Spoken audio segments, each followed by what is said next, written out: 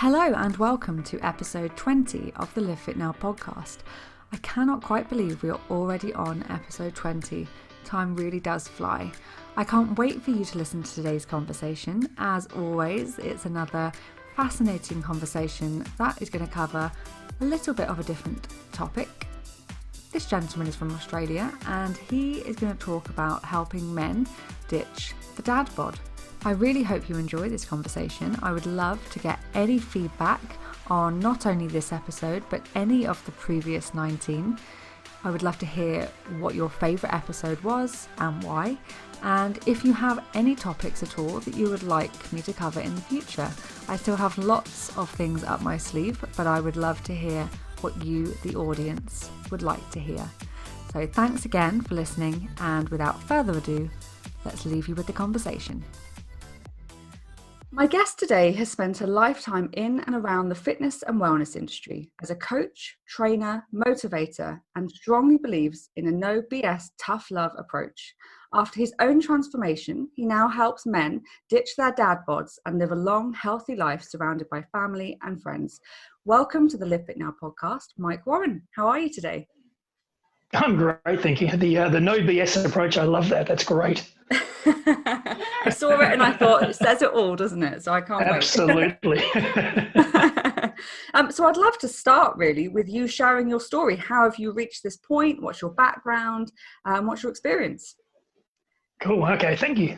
So born in Australia, born in England, but live in Australia now, and so I've got the no bullshit, the no BS approach from the Aussie way of life, and so very much now I bring the tough love to helping clients. And as you said, Victoria, the clients we specialise in are primarily the guys over 40 who want to ditch their dad bod and live healthy lives. And that journey for me started about 3 or 4 years ago. Where I created the group, and that came off the back of getting myself in shape. And as you alluded to, I've been in and out of the fitness industry for most of my life. So for the first probably 15 years of my life, I was a personal trainer, fitness instructor. I had 6 health clubs of my own in Australia. So I was very much in the industry, doing the helping, doing the training, doing all the coaching and facilitation in the fitness side. And then in my early 40s, I left the industry and went corporate. So I got involved with a lifestyle that took me away from fitness, lots of travel, lots of eating shitty foods and drinking lots of alcohol, and put on a bunch of weight and got into a bit of a downward spiral. And then about 5 years ago, I drew a line in the sand and said, enough is enough. Let's get back on track, and put myself through about a 12-month program to get back in shape. And then put this program together to help the guys out there ditch their dad bod. So that's the short story of where I am today. Yeah, that's great. And I'm interested. One of the things that actually attracted me to, I really wanted to have a chat with you, is, do you think there's a lack of help directed towards men? I feel like there's a lot of focus on women. I'm not sure whether I see that more because of where I sit. But do you feel that there is a lack of direct help towards men? I think women are noisier, and I think I say that with absolute love. The ladies are very comfortable saying, "I need help. I want to get in shape. I want to lose weight. I want to tone up." What we found with the dad bod group is we attract a lot of guys who would normally not put their hand up and say, "I'm not comfortable in my own skin. I'm having problems. I need help. I need guidance."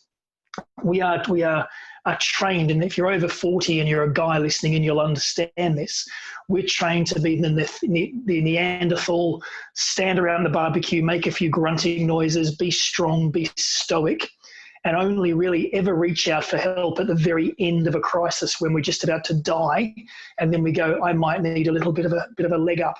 So generally the guys out there tend to get their dad bods, but they don't go, I need to get in shape too early.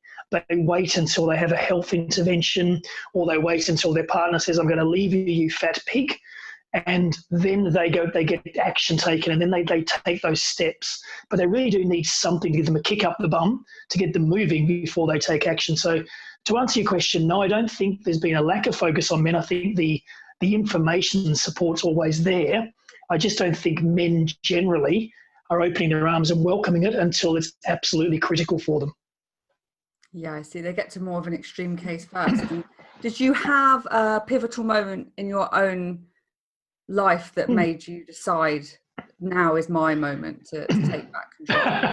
I kind of did. I was in the fitness industry, left, did corporate, got into a place where I had an amazing lifestyle, and I justified in my head that I was doing it all for my kids and my family and my wife, that I was traveling around the world and making a bunch of money, and I was doing all that for the right reasons, which essentially I was. I was like a lot of guys, trying to set up my career so that the kids had what they needed, my family had what we needed, and I could support them through their growth. But in doing so, I put myself at jeopardy. So I did eat poorly, I did travel a lot, I didn't sleep very well, and over a few years I became a really, really high-performing alcoholic, where I could drink from the start of the day. And I used to start a lot of my days with a vodka shot, which was my signature move. I used to go to the freezer, pour myself a frozen vodka and kickstart my day with a vodka shot, and then truck down a bunch of beers and then go for lunch and do dinners. Do a lot of the things a lot of guys do generally, maybe not to that extreme, but do generally when they're socializing, when they're building a career. And I did that. And then at 50 years old, I said, right, enough's enough. 50 seemed to be a really good number to draw a line in the sand and say enough's enough. And I thought I'll do a detox for a month. I'll stop drinking, I'll eat well, I'll exercise. I knew how to do all that because I was in the fitness business, so I knew exactly what to do. And I did cold turkey for a month. I ate well and trained every day, and I stopped drinking. And at the end of the month, I was quite prepared to go back to drinking and carrying on again. And I just felt so bloody good at the end of the month. I felt clear, I felt energized, I felt inspired. I felt all the things that we now tell the guys they're going to feel. At the end of the month, I just couldn't go back. And I thought, well, this is obviously where I need to be. So I spent the next 12 months getting myself in shape and designing the right type of exercises, the right type of eating, the right way of sleeping, and really focusing on those areas for the next 12 months.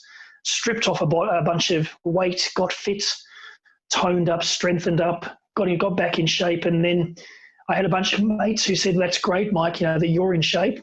What about us?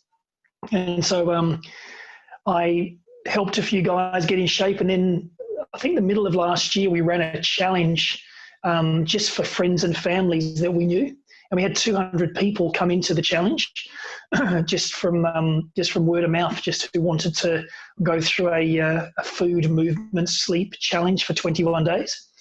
And of those 270 of those were guys. And those guys lost a bunch of weight, got in shape, and it really opened my eyes to what guys needed when it came to getting in shape, because a lot of them didn't say that they didn't know what to do, they didn't know how to do it, they just needed the space and place to come together to be motivated in a guy-friendly environment, which is what Dad Bod's all about. Yeah, it sounds like it's a really supportive environment. And I think, again, that's really important. And perhaps getting men into a group like that is really key to make them realize that it's actually a really powerful way of getting that support and actually be able to move forward. I feel like potentially there's a lot of lone wolf, solo, you've got to be able to do this by yourself, but actually to get that support network makes everything so much easier, because everyone's going through good and bad days and often actually reaching the same challenges, but to see other people having those challenges can make it easier too.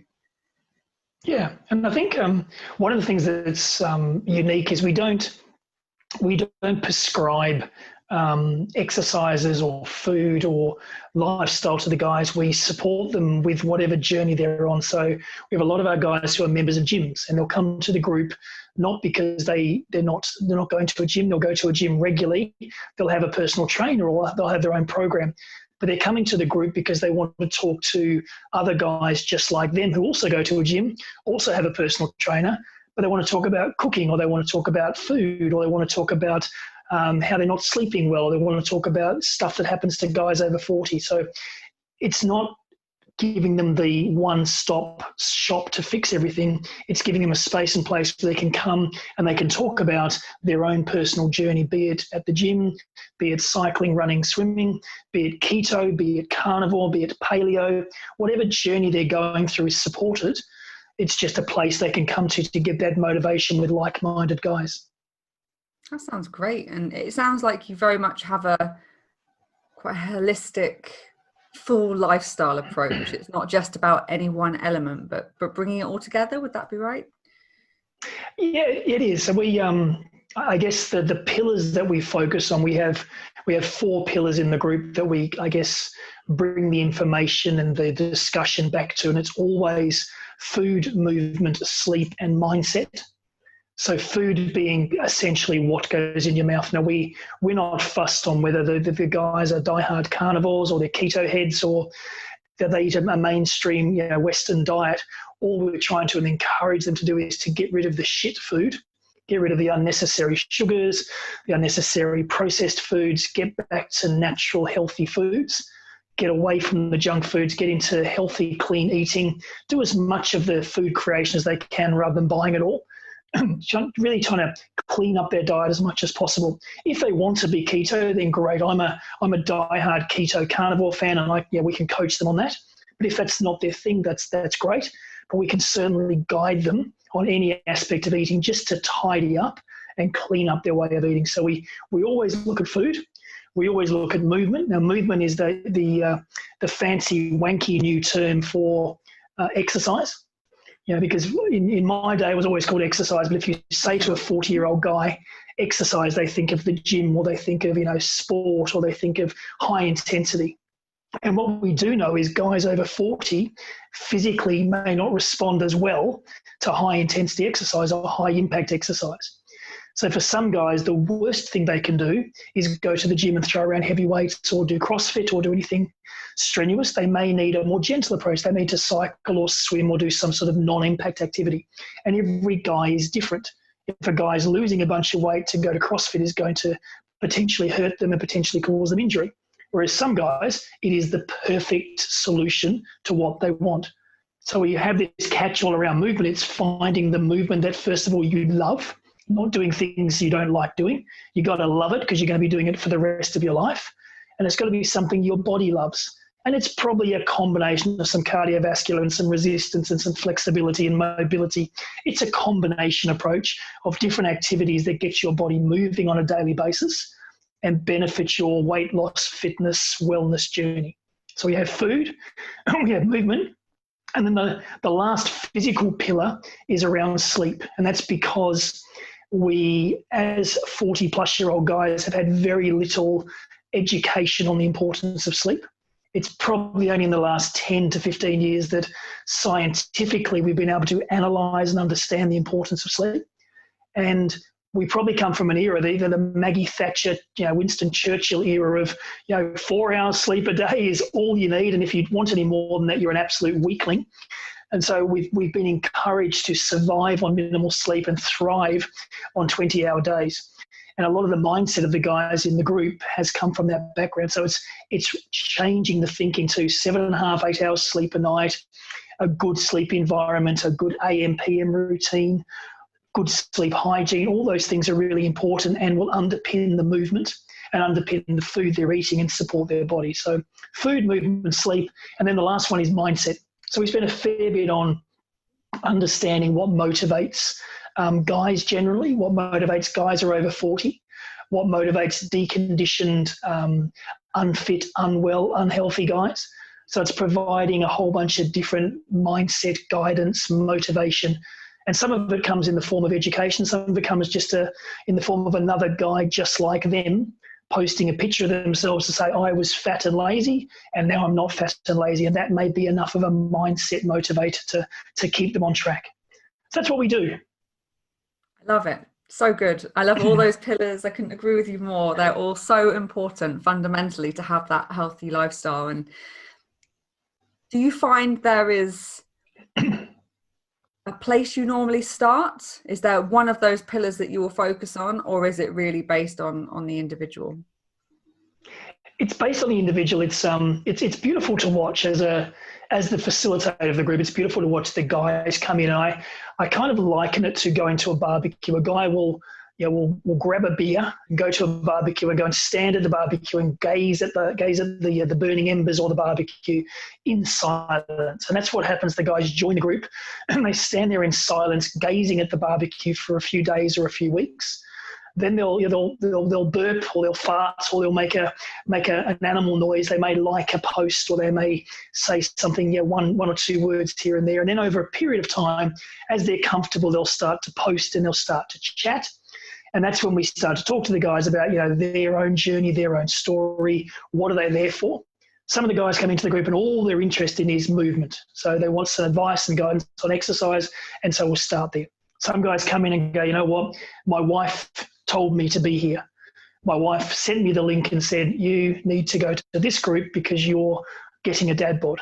And a lot of guys come into the group because their loved ones, their mothers, their sisters, their wives, their family have encouraged them to join the group simply because they realise they need a start point. So we work with whatever start point we get, and it's just about getting the guys engaged and committed to something. Because if the guys just to do 30 minutes of stretching a day, that's better than what they were doing.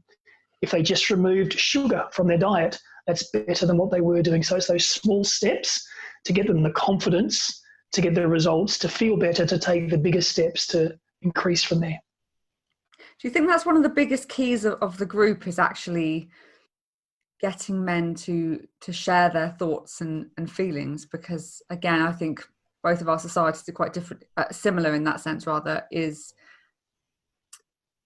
women will often talk with their girlfriends and men will often not so much. So do you think perhaps it's the creating of that safe environment, and then they slowly get the confidence to start talking and realise that it's good to share, because actually you get so much more support that way?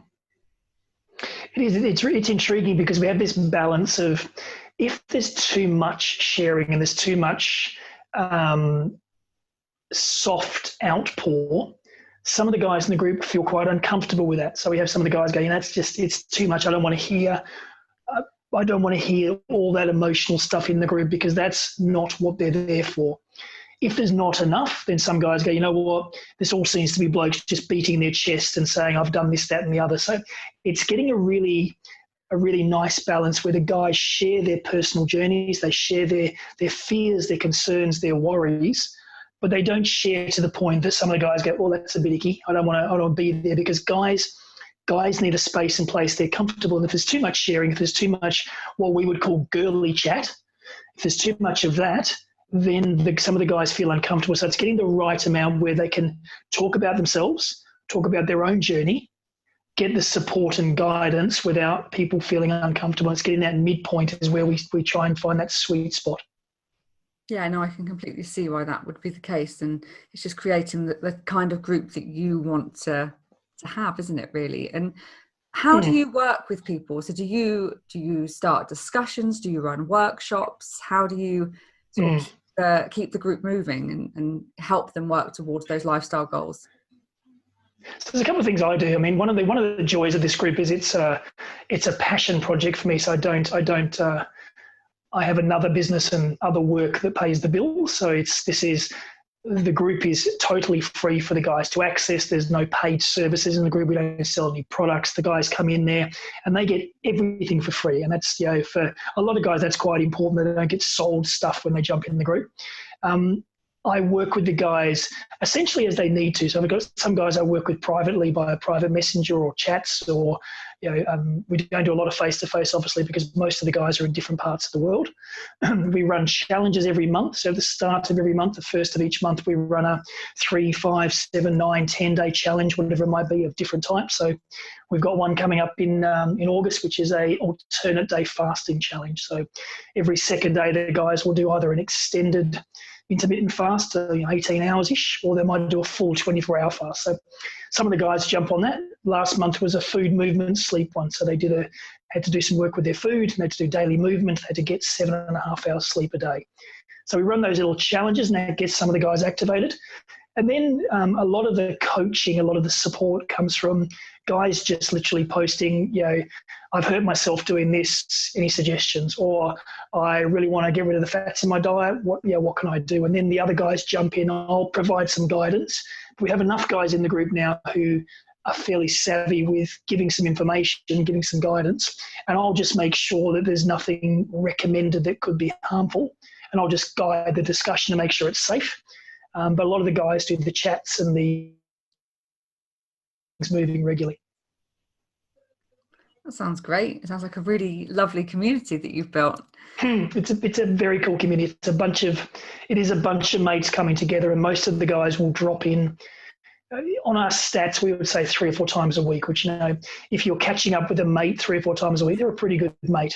So, essentially, if we can get the guys in there once, twice, 3 times a week where they're just sticking their head in the door and saying g'day and reading a few things, they may make a comment or they may not. But if you can get them engaged on a regular basis, they've got a touch point for when they have a drama, because a lot of these guys are 40 years old, which means they've probably got at least another 40 years of life. So at some stage in those next 40 odd years, they're going to have a health intervention, they're going to have a relationship drama, they're going to have a major life occurrence that's going to occur that's probably nothing to do with dad bod, but where they're going to reach to, where they're going to go to is a safe place. And if we had a guy this week whose mum passed away from COVID. And the unfortunate thing was his mum was in a different country and he couldn't get to her. So he couldn't be with her. And he just came on the group and said, hey guys, just letting you know, I'm going dark because mum passed away last night from COVID. Shit's hit the fan and I've got to deal with this. And the guys just jumped in. Like if you turned up at a barbecue and one of the boys around the barbecue said, my mum just died, the boys then immediately become mates and they crowd around and they provide that support, whatever that looks like. So it's a great environment for those type of things as well. Yeah, it's really important. And again, I think the problem can be if you're only looking for people within your immediate environment, you may not find people that you really connect with or know how to start a conversation, but you can have people all around the world that can actually give you the support that you need. And that is extremely powerful. And do you find that the group helps you personally on your own journey? I actually do. And I do. It's really interesting because I'm an arrogant pig most of the time. And that's just me. And that's what, when I say tough love and the no BS approach is what you said at the very beginning. So there's been a few guys in the group that I've bruised because of my bluntness. And I've called them all sorts of names to encourage them, but some of the guys haven't taken it that well. And so what I've learned from the group is that we need to understand human behavior. We need to, if you're part of this group and part of facilitating a group of people, to be able to curtail your message or modify your message to encourage all types of people. When the group was young, it was just my mates in there and people I knew. And I could be a smart ass and I could be loud and pushy. But now as the group grows, we have people from all walks of life, from all stages and ages. And the messaging now needs to be modified and more inclusive to different guys around the world. And that's helped me. It's helped me be a better person. It's helped me be a better coach and a better mentor, because now I'm working with a police chief in Salt Lake City at the moment who is struggling. And I'm working with a guy who's just gone through gastric band surgery who's struggling. I'm working with a gentleman who's just lost his mum who's struggling. And that development, that me helping them is an incredible development and it's incredible insight for myself to improve my coaching skills as well. Yeah, it's really important. I think communication is the key with all of anything to do with coaching, really, isn't it? And actually, I guess that is the joy of having a network that can span, and anyone can join it from anywhere in the world, and that really does expose you to different cultures. So that's, I like that a lot. What was there's something I was going to ask and it's completely gone. Oh, I know. Jumping in there, Fidoria. Go on, tell me. I was going to say, your piece about the culture was actually interesting, because I was working with a gentleman in India a couple of weeks ago, and we were talking about his diet. And he was saying to me, can you give me some advice on my diet? And, silly old me just went ahead and started giving him some great tips of wisdom about eating. And he came back and he said, first of all, we can't afford half of the things you're recommending. And even if we could afford them at the moment in India in lockdown, we can't even get out of the house. So it's great that you're providing this information, but it doesn't help me at all. And that was a real slap in the face and a great wake up when you've got when you've got people in groups like this from around the world. It's understanding their world is vastly different to your world and to my world, and we need to make sure our coaching fits that space. Yeah, we need to be really flexible the whole time, don't we? The questions come back to me. What is the span of ages that you have? So what's the youngest to the oldest? So it's fascinating because I've got 5 kids, and my my oldest kids are 23 is my daughter, and then I've got 2 boys, 22 and 21. They're both members, but they've got some mates who are members, and their mates actually became members unbeknownst to them, and they had this bizarre way of, they came to the group, and I got this request to say, can I join your group? I've just had a baby. And I'm concerned I could get a dad bod. And I went back and I said, that's great, thinking this person must be in their 30s to 40s. And it was 2 guys in 1 week who were both 21. And they, when you go onto their Facebook profiles, I saw them with these beautiful young boys, essentially, with beautiful young wives and tiny babies. And these boys were both crying out, I've just had a baby. Well, actually, no, you haven't. Your wife has. I've just had a baby, and I'm worried that I might lose my body and lose my fitness and get a dad bod. And this was 21 years old. And initially, my first thought was to tell them to go away, get lost, get a life, come back in 20 years. And I thought, you know what? If I'm going to do this thing the right way, I have to understand in their heads, at their point in time, they were concerned about their dad bod. And so if they're in the group and they see there's a bunch of older people around, that's fine. They'll deal with that. But if they are in the group and they get the support and the guidance they need and it makes them feel more comfortable, then we've done the right thing. So we have these 2 21-year-old kids in there, both with newborns, who are both concerned about their dad bods. That's the youngest in the group. Wow, it's amazing. I think it says a lot about society, but also I think that is, I think it's fantastic because actually I often think, as you were saying earlier, and I find it as well, like it's often a health intervention or something happens that then makes people want to take care of themselves. Whereas if you can get in there early and you've built your foundation and you've got really healthy lifestyle choices from as early an age as possible, you're sorted. Hopefully you're going to reduce the chance of having those health interventions. It's prevention rather than having to find a cure afterwards. So I guess it is really wonderful that you've managed to create an environment that men of all ages want to join. And I think in a perfect world, you're in the fitness industry, I've been in the fitness industry, we could never see ourselves not being fit and healthy and looking after our wellness. That's, when I was in my 20s and 30s, I would never sort of ever pictured myself not being in really good shape. But then life gets in the way. And a lot of these guys, when they're 20s and 30s, they don't ever think of their bodies changing, them getting older. So all the best intentions of the world, I will always be in good shape, go out the window when they have a career, have a family, put their energies into something else, which is exactly what I did. So I can empathize with them. I was a fitness nut. I competed. I did all sorts of stuff. I was in great shape.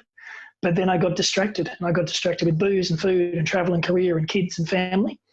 I wasn't doing anything badly. I just got distracted and I put on the 15, 20 kilos and I smashed my body and I felt like shit. So every guy can do that quite easily.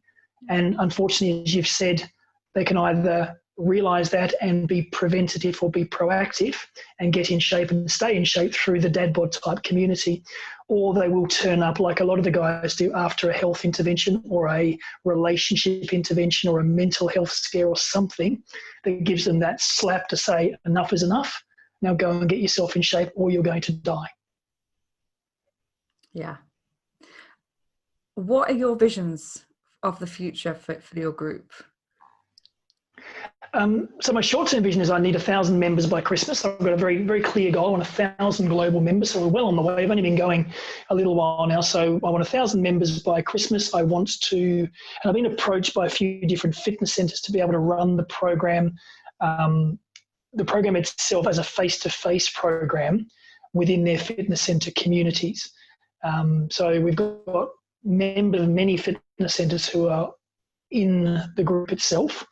But because I was in the fitness industry, I've got a lot of colleagues in the fitness industry. I've had club owners who said, look, can we do a Ditch the Dad Bod program in our centre where the guys come together and we talk about food, movement, sleep, mindset, but they come in face to face. So I think post-COVID, when people are moving around a bit more freely, that will start to happen. And I guess my passion now is I'm at the stage in my life where I've got the freedom to just get really loud about ditching the dad bod. And I have this luxury where it's my passion project that I'm going to continue to drive through social media, through podcasts, to get as many men as possible engaged in just thinking about getting in shape, just thinking about these 3 or 4 elements. And if they join the group, that's great. But if I just motivate them to think about it and take some action themselves, and they don't need the group, that's equally as rewarding. So that's my end game. Yeah, I love it. It's, empower as many men as possible. It sounds great. Another question I'd really like to ask people, are there any common myths in your field? So I guess there's a few areas you could cover for this, that you would like to debunk. Yeah, I think there's a couple. I mean, I think the big one I get a lot of the time is one size fits all. And I think that comes from a lot of guys who see their mates get in shape and they simply think doing what their mate is doing is the way for them to get in shape. And we are, and a lot of the guys who are in the group very much come from the background. If my mate joins a gym and does a program and gets great results, then him doing that means I can do the same thing. Or if my mate does keto, then me doing keto is great for me as well. And we have so many of the guys who've made the mistake of following their mates and ended up not doing the right thing by their body and feeling uncomfortable or not getting the same results and then losing heart. So it's the re-education of the one size doesn't fit all, that each of us has our own preferred way of eating, whatever that looks like. And it will take some time for us to understand the best food, the best way of eating for each of us individually. Each of us has a chosen movement or chosen exercise or a bunch of them that works for our bodies and some that really don't work. And each of us has a different way of relaxing, resting, sleeping that works for us as well. And then the last part is each of us has our own motivation. For some guys, they love the tough love, the no BS approach. For some guys, they're more introverted, more analytical. They need the information, the guidance, and they'll do it by themselves. So the one size fits all really does extend out across all those pillars. And I think that's probably a myth that a lot of guys still carry, that they can just do what their mates are doing and get the same results. And you also think people often get quite an identity in some of the things they choose. So if they do choose a particular diet or a particular type of exercise, they are rigid to feel like that's what they always have to do, rather than perhaps having a more flexible approach that for 5 years, that might be the perfect thing that works for you in your life. And then you need to move into the next phase and actually you start wanting to do different kinds of movement and you want to eat different kinds of food, and having that fluidity and that flexibility is actually what allows you to have a healthier lifestyle long term. I think that's absolutely correct. And I think it's not just that the guys want to change. I think a lot of guys don't understand the physiology of the aging body. So I think if guys are unaware that as their body gets older, their simple thing, their muscle fat balance will change. So the exercises they did when they're in 20s and 30s to condition and tone their muscles will need to be varied in their 40s and 50s, because the balance of muscle to fat will change. Their metabolic rate, their basal heart rate, their training zone, all those indicators that they may have used as a guide in their 20s and 30s and 40s are changing in their 50s and 60s and 70s. And so you're quite right in saying what I'm now eating when I'm now sitting here at 55 will be different to what I'm going to eat when I'm 60. The movement I'm doing today will be different at 60, and the sleep pattern, the relaxation, the stretching, that type of thing will be different.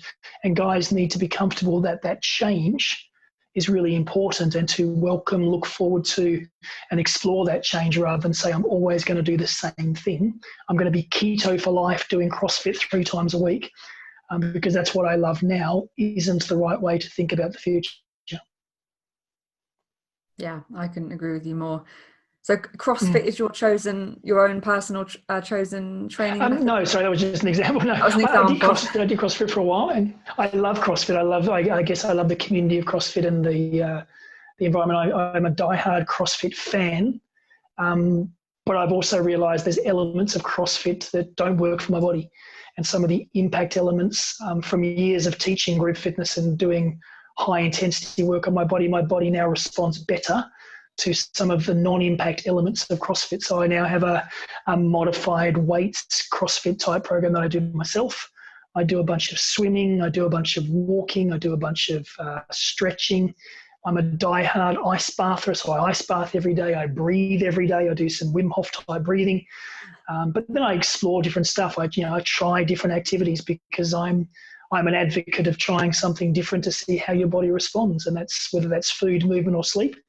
Mixing it up, because your bodies do also get very lazy and complacent, and the benefits I got from CrossFit every day will diminish over time, because your body gets very comfortable doing that type of exercise, and just making a few of those simple changes like we do as personal trainers, where you modify and update the program, will stimulate the body to get a better response. So it's teaching the guys to, even once they've found their chosen movement, to mix it up so that their bodies get stimulated in a different way and they get better results faster.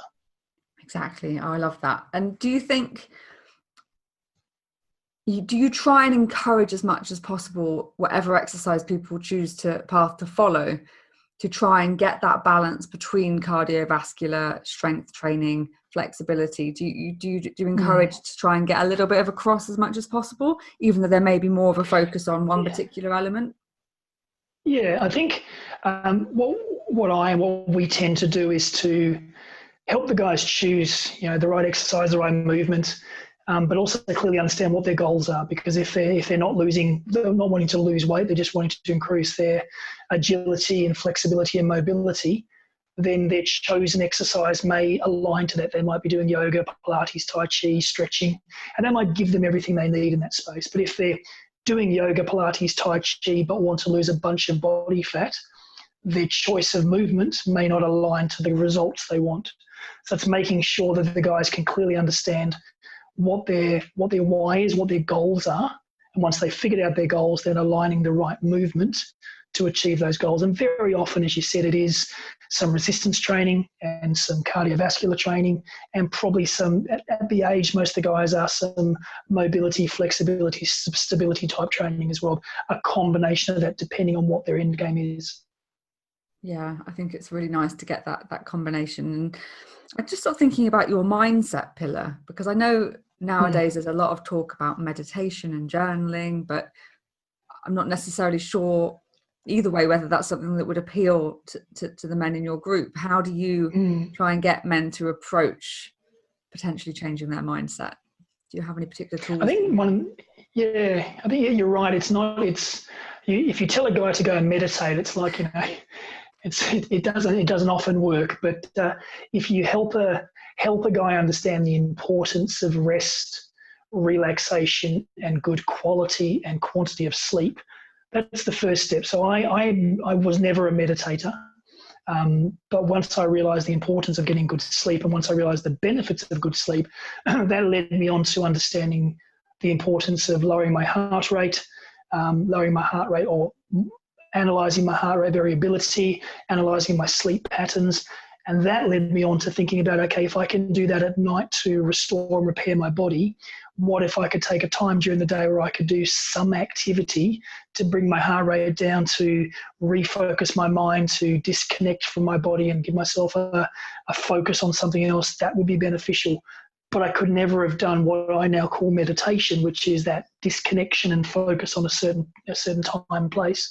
I could never have done that if I was trying to get 4 hours sleep and not understanding the importance of rest. So we get the guys to get to get a grasp on the importance of relaxation and de-stressing, and then very likely that'll lead them on to what's another way I can do this to instantly de-stress, whether that's breathing, whether that's meditation, whether that's yoga, or whatever actual triggers do that for them.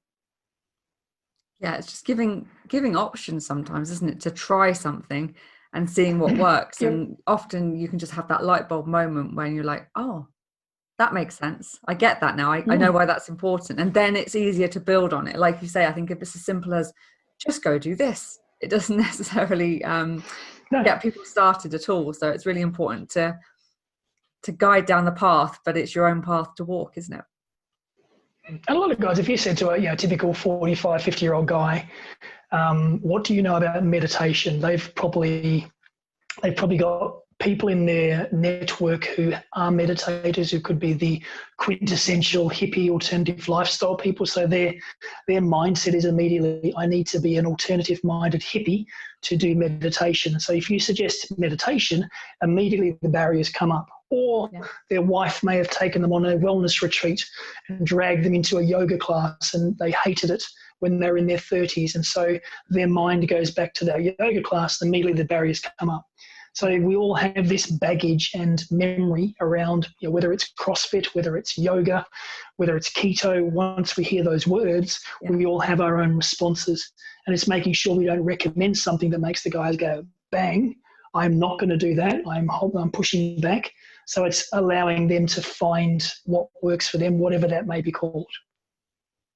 Yeah, I couldn't agree with you more, actually. And it's like when you said it towards the beginning, with the term exercise not being used as much now, because movement is a much broader concept that people are going to generally have less immediate, association and has connotations to them. And it is the same with all of these things. And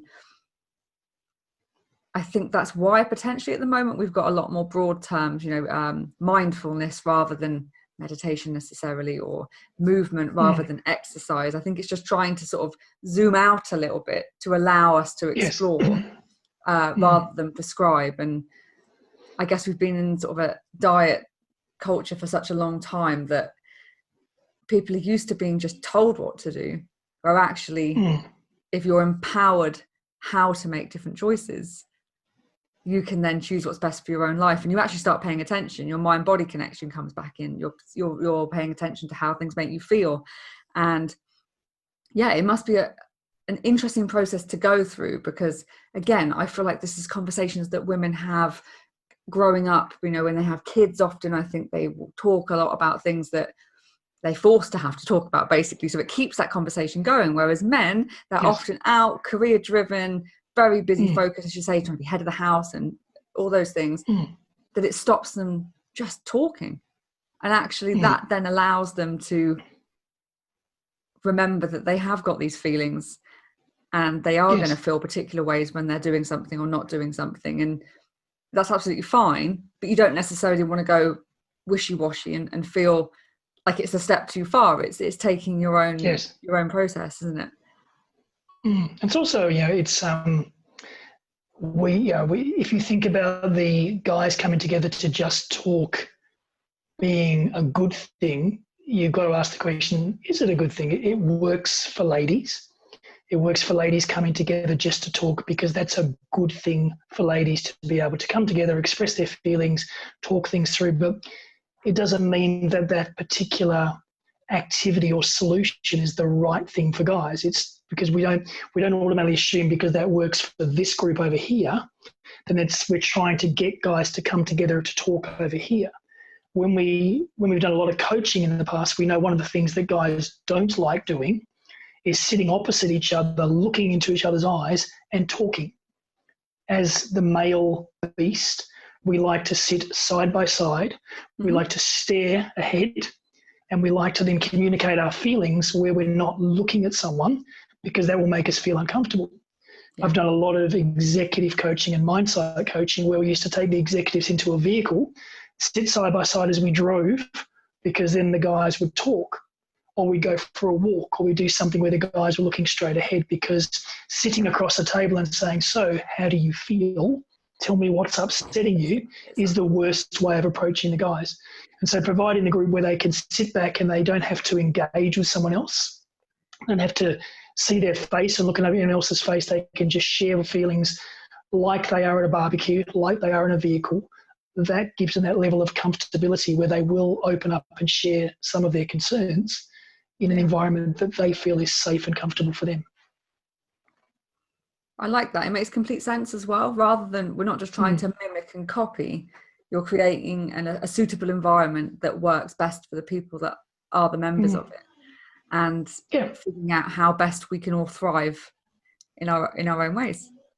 And it's funny because there's so many marriage counselors and relationship counselors who their default is sit down with your partner and have a discussion about how your relationship's going. And that, for a lot of guys, is the worst thing, to go and jump in a vehicle and go for a drive with your partner and allow the conversation to flow where you're sitting side by side.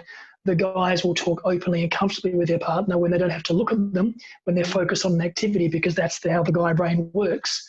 Whereas sitting across from a lady and talking about our relationship and how it's not going well, they're not going to open up, and they're going to become defensive, they're going to become irritable, they're going to become itchy, they're going to be looking around, they're going to be distracted, and you're not going to get that result. So it's applying some of that methodology into the group where the guys can have a space and place to be comfortable and be relaxed.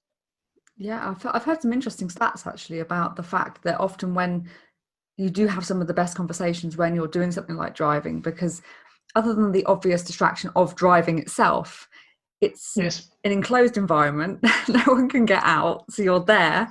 You are much more likely to actually start talking and then have a continued conversation as you go. And I hadn't even thought about the that slightly non-direct part of it. It's not as confrontational, but yet it's critical for guys. Yeah.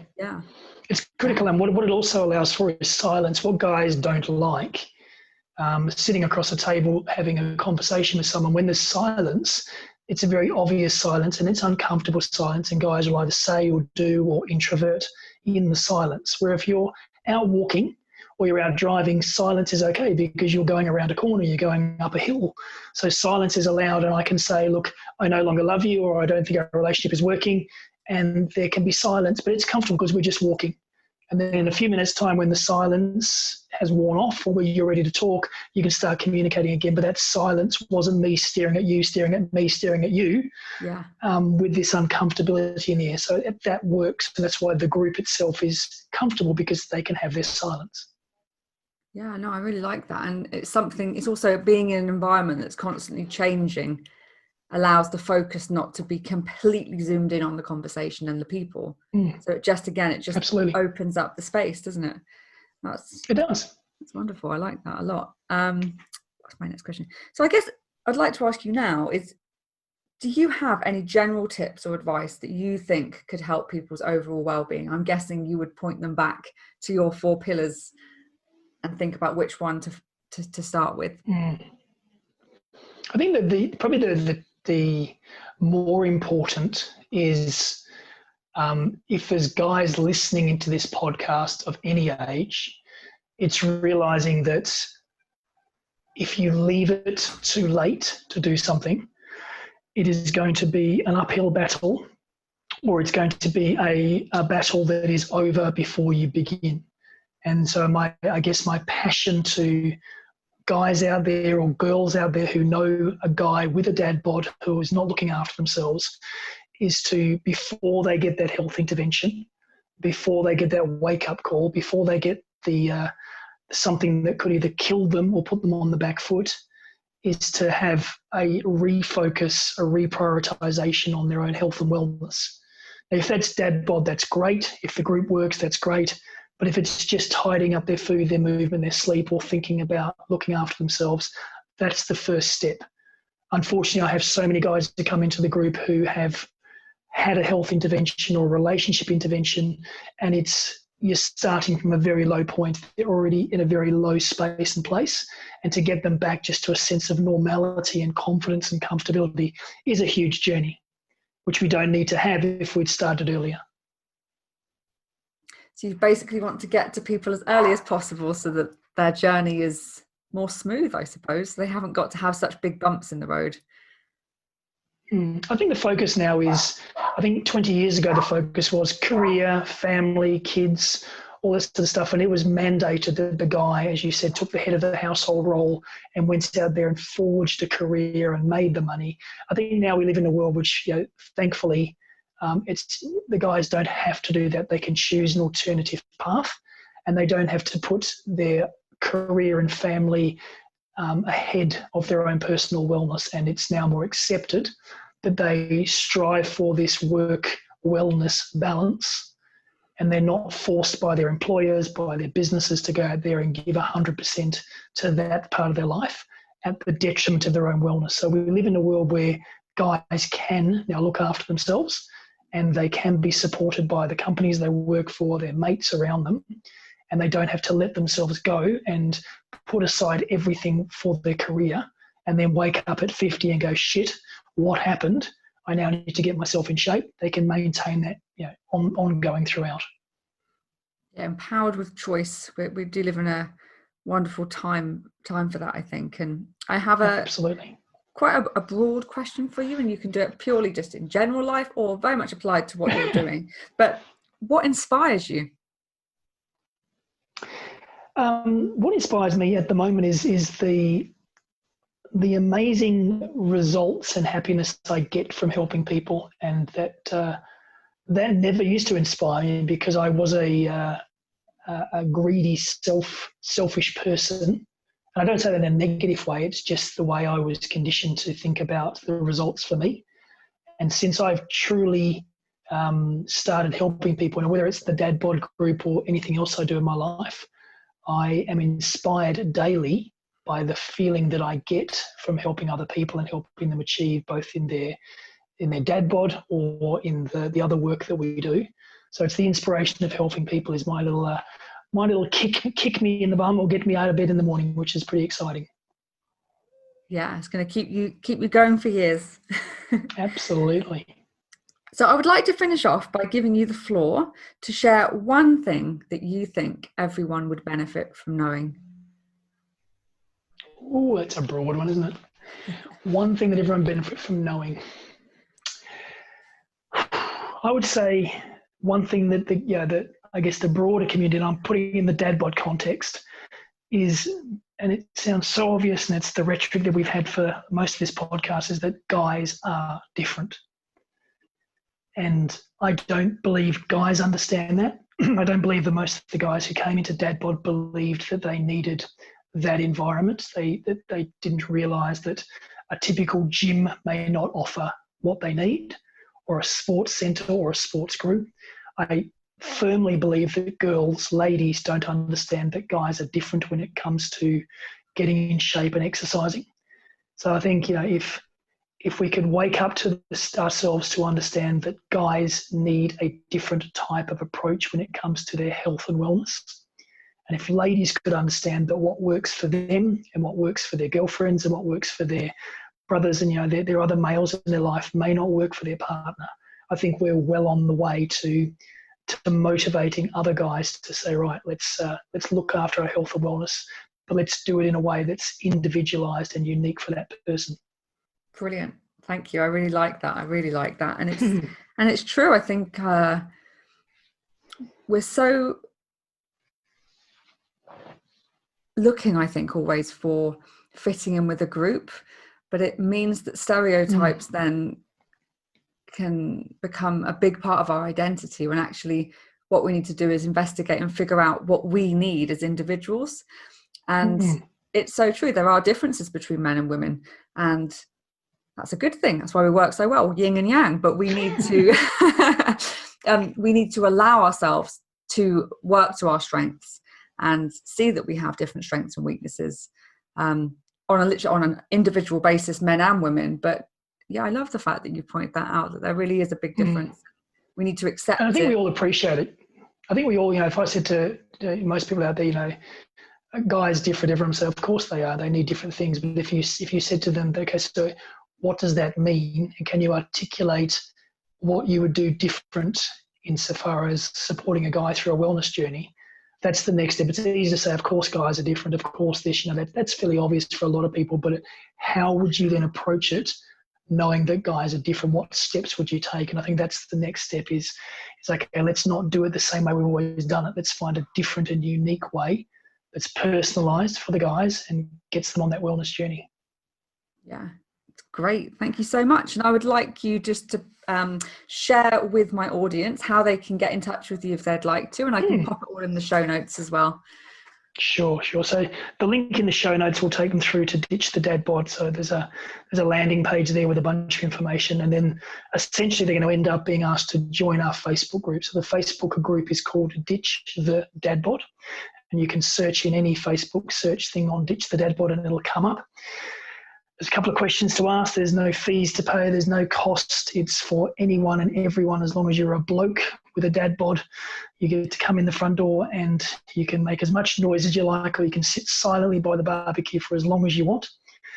Ditch the Dad Bod is the easiest way to find us. It's on Instagram, it's on Facebook, it's on a bunch of platforms. So I'm sure you'll find your way to Ditch the Dad Bod if you put those 4 words in. Wonderful. Well, thank you so much for your time today. It's been lovely to hear your story, and I am very, very certain that you are going to get a few more members from listening to this conversation. So thank you very much for your time. No, thank you. Thanks for the opportunity to share, and fingers crossed we'll inspire some more boys out there. Yeah, that's what we need to do. Thanks, Victoria. It's about inspiring all of us. Absolutely. Thank you for your time. Well, there we have it, episode 20 of the Live Fit Now podcast. Thank you so much for listening to this conversation. I hope you enjoyed it. We would love to hear your feedback.